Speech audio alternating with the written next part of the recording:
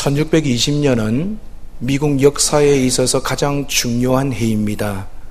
왜냐하면 그 해 12월 26일에 한 척의 배가 대서양을 건너서 미국 해안에 도착했기 때문입니다. 원래 그 배는 포도주를 싣고 다니는 평범한 상선이었습니다. 그런데 그 배 안에는 포도주 통 대신에 146명의 사람들이 빽빽히 들어앉아 있었습니다. 그들은 나이도 달랐습니다. 직업도 달랐습니다. 그리고 고향도 달랐습니다. 그런데 한 가지 공통점이 있었습니다. 그 146명의 사람들은 모든 것이 다 달랐지만 한 가지, 신앙의 자유를 찾아서 배를 타고 건너왔다는 겁니다. 그들은 영국을 떠나서 117일 동안의 항해 끝에 신대륙인 미국으로 건너오게 되었습니다. 우리는 그들을 가리켜서 청교도도라고 부릅니다. 이 청교도들이 거칠고 험한 항해 끝에 미국에 도착을 했지요. 그런데 도착함과 즉시 그들에게는 세 가지 어려움이 기다리고 있었습니다. 첫 번째 어려움은 배고픔이었습니다. 먹을 것이 하나도 남아있지 않는 겁니다. 두 번째는 추위였습니다. 그리고 세 번째는 계열병과 같은 전염병이었습니다. 그래서 이러한 어려움 때문에 도착한 첫 해에 무려 44명이 죽었습니다. 어떤 사람은 배가 고파서 죽었고요. 어떤 사람은 추위에 죽었고 어떤 사람은 전염병에 걸려서 죽었습니다. 여러분, 얼마나 기가 막힙니까? 신앙의 자유를 찾아서 하나님 의지하면서 나아왔는데 그 사람들의 삶 가운데 더 어려운 풍파가 다가왔습니다.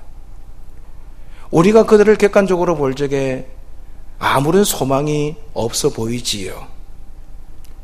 요즘 우리가 살아가는 우리 주변을 돌아봐도 마찬가지입니다.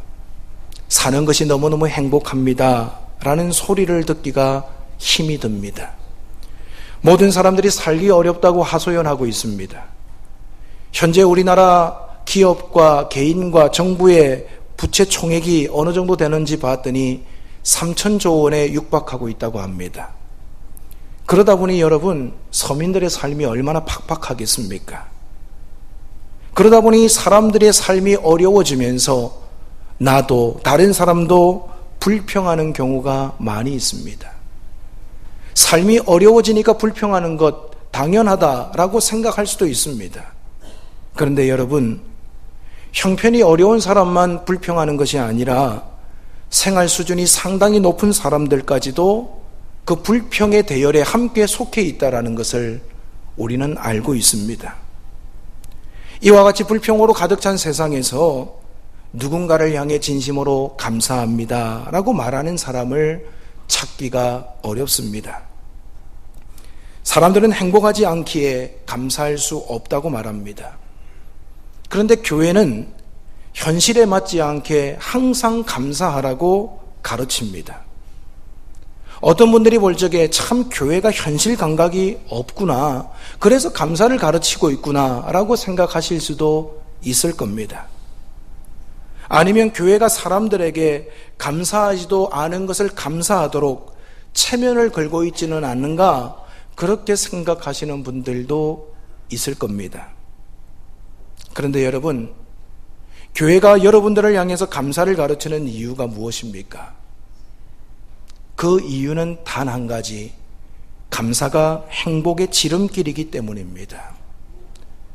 여러분, 어렵다고 불평한들 여러분의 삶에 개선되는 부분이 있던가요? 여러분들이 뭔가를 향해서 분노하고 마음에 들지 않아서 이런저런 비판을 할 때 그 비판을 통해서 삶의 변화가 나타나던가요? 아무리 목에 핏대를 세우고 이건 이렇고 저건 저렇다고 불평해도 여러분, 불평은 우리의 삶을 바꿀 수가 없습니다. 어려울 때 우리가 적극적으로 감사하기 시작하면 그 감사가 우리를 행복으로 초대하는 통로가 됨을 맛보게 될 것입니다. 세상은 행복하지 않기에 감사할 수 없다고 말합니다. 하지만 성경은 감사하지 않기에 행복할 수 없다고 우리에게 가르치고 있습니다. 오늘 우리가 읽은 말씀은 성전에서 하나님을 찬송하는 직무를 맡았던 아삽이 지은 시입니다. 이 시에서 아삽은 감사가 능력이 됨을 우리에게 가르쳐 주고 있습니다. 23절 전반절에 보시면 감사로 제사를 드리는 자가 나를 영화롭게 하나니라고 고백하고 있지요. 여기서 나를 영화롭게 한다 했는데 나는 하나님을 가리킵니다. 즉 이 말씀은 감사를 제물로 바치는 사람이 진정으로 하나님을 높이는 사람이다라는 의미입니다. 시편 50편 앞부분을 읽어보면 하나님께서는 짐승의 제물이 필요하지 않다고 말씀합니다. 왜냐하면 온 세상의 짐승들이 다 하나님의 것이기 때문입니다. 오히려 하나님께서는 시편 50편 5절에서 나의 성도들을 내 앞에 모으라 라고 말씀합니다. 마치 명절에 자녀들을 보며 기뻐하는 부모님들처럼 하나님은 하나님의 백성들의 밝은 얼굴을 보기 원하십니다. 짐승의 제물은 하나님의 백성들을 불러 모으기 위한 하나의 수단에 불과합니다. 그 제물이 하나님의 목적이 아니라는 겁니다. 하나님은요, 하나님의 백성들이 마음을 다하여 하나님께 감사하기를 원하셨습니다. 하나님께 감사한다는 것이 무엇일까요? 감사는 이 세상의 모든 만물이 하나님의 소유임을 인정하는 행위입니다. 다시 말해서 감사는 현재 내가 누리고 있는 모든 것이 하나님께서 주신 선물이라고 고백하는 것, 이것이 감사입니다. 제가 이렇게 말씀드리니까 어떤 분들은 이 말씀을 들으면서 좀 마음이 불편해지실 수도 있을 겁니다. 아니, 내가 이걸 모은다고 얼마나 피땀을 흘렸는데 이게 다 하나님의 것이라고? 하나님은 너무 욕심장이 아닌가? 그런 생각을 하시면서 불편한 마음이 드시는 분들도 계실 겁니다. 만약 그렇다면 거꾸로 여러분이 모든 것을 자신의 것이라고 주장하며 움켜쥐면 어떻게 될까요? 이 세상의 모든 소유물은 그 주인을 행복하게만 만드는 것이 아닌 것 같습니다. 덜 가진 사람들은 행복하고 자유롭게 살아갈 수 있는데 많이 가진 사람일수록 그것을 지키기 위해서 불안에 떨고 염려하는 것을 우리는 또한 볼 수 있기 때문입니다. 어떤 고을에 마늘 도둑이 있었습니다. 이 사람이 어느 집 마늘을 훔치러 들어갔다가 잡혀가지고요, 마을 원님에게 끌려왔습니다. 원님은 그 마늘 도둑에게 3가지 방법의 벌 중에서 하나를 선택하라고 제시합니다. 첫 번째는 마늘을 훔쳤으니까 생마늘 100개를 먹으라는 겁니다. 두 번째는 곤장 50대를 맞는 겁니다. 세 번째는 벌금으로 금전 1냥을 내는 겁니다. 마늘 도둑은요, 이 마을 원님이 제시한 벌 중에서 무엇을 받을까 고민하기 시작했습니다. 가만히 생각해 보니까 금전 1냥을 내기가 너무 아까운 겁니다. 그래서 또 곤장 50대를 맞을 걸 생각하니까 너무 아플 것 같아요. 그래서 결국 마늘 100개를 먹는 쪽으로 결정을 했습니다. 그리고는 원님 앞에서 마늘을 먹기 시작합니다. 그런데 이게 웬일입니까? 10개쯤 먹으니까 속이 쓰리고 아픕니다. 눈에서는 눈물이 쏙 빠집니다. 정신이 하나도 없습니다.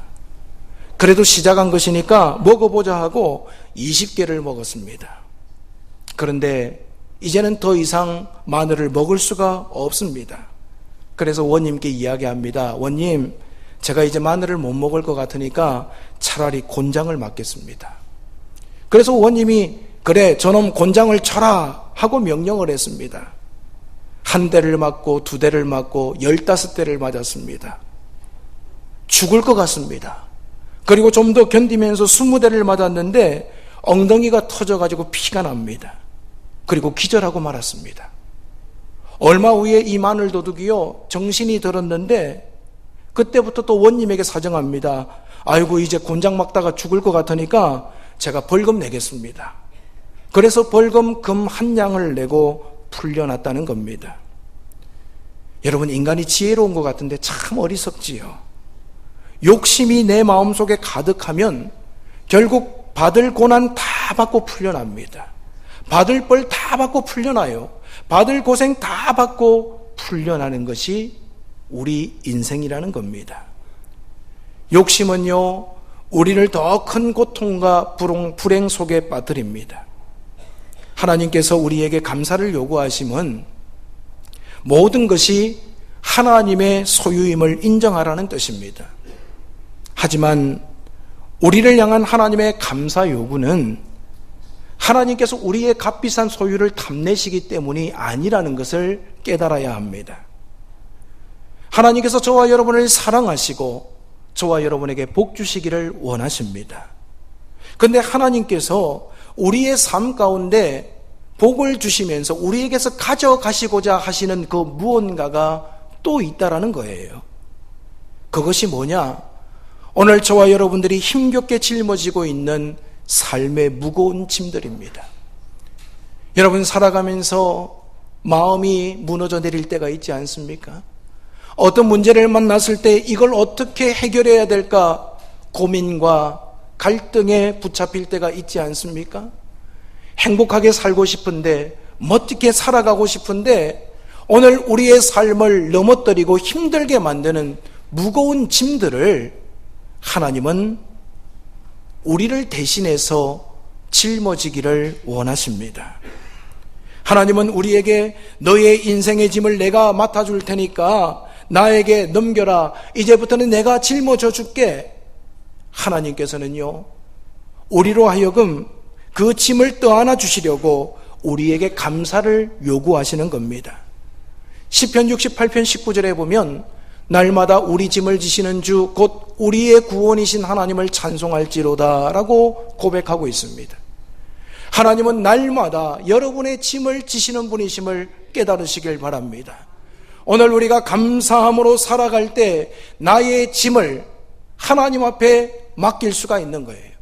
나의 짐을 지시는 주님께서 나의 주인이심을 인정하고 살아갈 때 우리는 무거운 짐 속에서도 하나님이 주시는 평안함을 누릴 수가 있다는 거지요.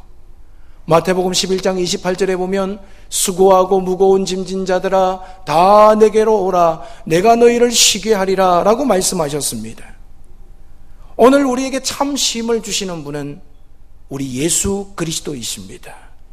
그분은 무거운 짐진 자들, 수고한 자들에게 다 내게로 오라 내가 너희를 쉬게 하겠다고 약속하셨습니다. 그러므로 감사는 하나님의 소유권을 인정하는 행위입니다. 뿐만 아니라 우리의 인생의 짐을 하나님께 맡기는 해방과 기쁨의 기회이고 통로임을 깨달으시기를 바랍니다. 여러분, 우리가 하나님께서 주신 모든 것에 감사하는 순간 여러분들이 가지고 있는 고민이 하나님의 고민이 됩니다. 여러분의 눈물이 하나님의 눈물이 됩니다. 여러분의 상처가 하나님의 아픔으로 변하는 기적을 경험할 수가 있습니다. 그래서 매사에 감사하는 사람에게는 슬픔과 고통이 그렇게 오래 가질 않습니다. 불행이 찾아오더라도 감사함으로 하나님 앞에 넘겨버리기 때문입니다. 베드로전서 5장 7절에 보면 너희 염려를 다 주께 맡기라 이는 그가 너희를 돌보심이라 라고 말씀하고 있습니다. 베드로는 믿는 우리를 향해서 너희 염려를 다 주께 맡기라 라고 말씀합니다. 여기서 맡긴다라고 하는 것은요, 쓰레기를 휴지통에 집어 던지는 것처럼 오늘 우리의 염려를 다 주님 앞에 집어 던지라는 겁니다. 오늘 우리가 나의 모든 소유가 하나님 앞에 있음을 인정하고 감사함으로 내 염려를 다 맡아주시는 그 하나님 앞에 내어 던질 때 주님께서는 우리를 돌보시는 은혜를 베풀어 주신다라는 겁니다. 사랑하는 여러분, 오늘 우리가 신앙생활하면서 얼마나 여러분들의 염려를 주님 앞에 다 던지고 있습니까? 무거운 짐을 나 홀로 지고 견디다 못해 쓰러지면서 힘들어 견디지 못하면서 오늘 내가 그 짐을 짊어지고 가고 있지는 않으십니까? 오늘 내 인생의 주인 되신 하나님 앞에 감사함으로 오늘 말씀에 아멘하며 여러분의 염려를 다 내어 맡기시는 저와 여러분이 되시기를 바랍니다. 맡길 적에 주님께서 우리를 돌보시기 때문입니다. 요즘 많은 현대인들이 정신병을 앓고 있습니다. 그 중에 하나가 강박증이라는 겁니다. 강박증에는 여러 가지 형태가 있는데 그 중에 우리에게서 가장 잘 나타나는 현상이 뭐냐 하면 손에 들어오면 하나라도 버리지 않고 계속해서 모아두는 거예요. 물론 어떤 분들은 건금절약하시느라고 조금이라도 쓸 수 있으면 버리지 않고 모아둡니다. 하지만 어떤 분들은 당연히 쓰레기로 버려야 할 것조차도 버리지 못하고 집집 곳곳에 쌓아둡니다. 그러다 보니까 집안이 온통 정리도 안 되고 쓰레기장처럼 될 때가 많습니다. 철이 바뀔 때가 되면 제 아내가 옷장 정리를 합니다. 그러면서 저에게 이야기합니다. 옷 이만큼 잘 안 입던데 이거 버리면 어떨까요? 그래요. 그럼 제가 뭐라고 대답하느냐 하면 절대 버리지 말으라고. 어떻게 하다가 꼭 필요한 순간이 올 테니까 버리지 말고 놔두라고. 그런데 여름철이 다 지나고 나서 보니까요, 그대로 한 번도 안 입고 쌓여 있는 거예요. 여러분, 이것이 어쩌면 저와 여러분들의 모습입니다. 여기저기 널브러지게 쌓여 있는 것들을 보면서 지저분하다라고 우리는 생각합니다. 그런데 여러분, 우리의 삶을 정말 더럽히는 것은요, 그렇게 눈에 보이는 쓰레기들이 아닙니다. 오히려 우리 마음 깊은 곳에서 악취를 내며 썩고 있는 온갖 염려와 근심과 걱정과 분노, 미움, 좌절, 이런 감정의 쓰레기들이 오늘 내 안에서 이상한 냄새를 풍기고 썩어가고 있습니다. 그 많은 것들이 내 속에 쌓여 있다 보면 내 삶 가운데 웃음이 사라집니다.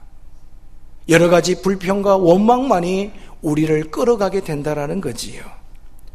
그런 우리를 너무나도 잘 아시는 하나님은 그 모든 감정의 쓰레기들을 감사함으로 하나님 앞에 던지라고 베드로 사도를 통해서 우리에게 가르쳐 줍니다. 여러분, 오늘 주님 앞에 나와서 예배하시지만 여러분들 마음속에 있는 여러 감정의 쓰레기들이 있으시지요. 내가 이렇게 살고 싶지 않은데 걱정과 분노와 근심과 염려와 미움, 좌절, 여러분이 아무리 몸부림친다고 해서 그것이 어떻게 해결되겠습니까? 오늘 우리가 할 수 있는 일은 주님의 말씀을 붙잡고 내 모든 염려 다 주님 앞에 맡기는 것이 우리의 할 수 있는 방법임을 깨달으시기 바랍니다. 감사하는 사람이 우리의 염려를 하나님 앞에 맡길 수가 있습니다. 하나님이 내 인생의 주인 되심을 믿고 그 하나님이 나의 무거운 짐까지도 기쁨으로 받으신다라는 것을 인정하는 사람만이 감사함으로 하나님 앞에 우리의 근심과 염려를 맡길 수가 있다라는 거지요.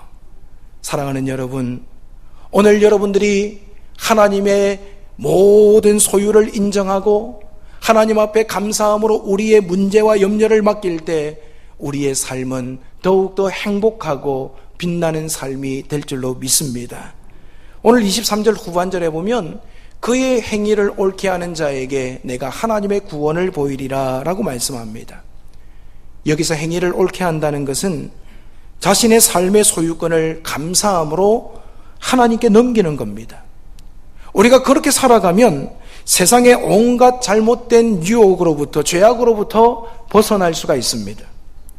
이렇게 살아가는 사람에게 하나님은 구원을 베푸시고 최종 승리를 보장해 주십니다.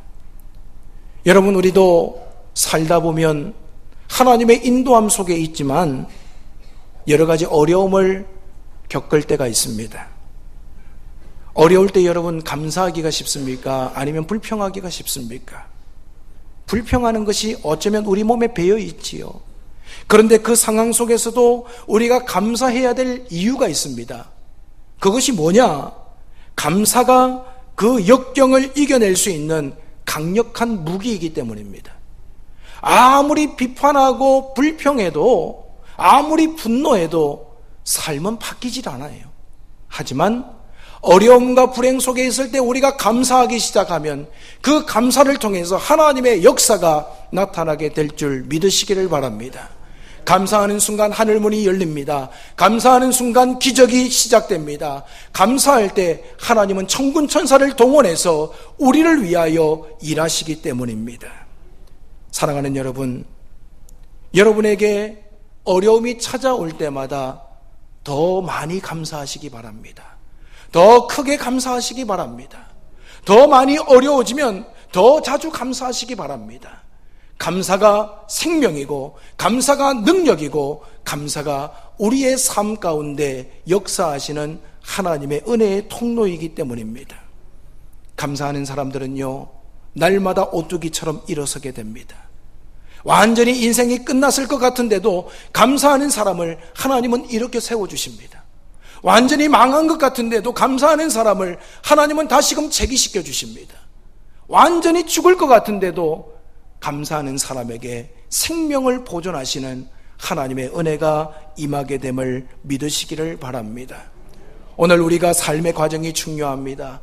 감사함으로 살아갈 때 우리는 최종 승리자가 될 수 있습니다. 오늘 내가 감사함으로 살지 못하면 우리의 삶은 매 순간마다 엎치락 뒤치락 하게 됩니다.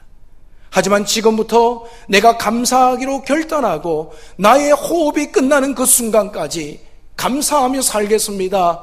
우리의 삶을 그렇게 경주하면 우리는요, 최종 승리자가 됩니다.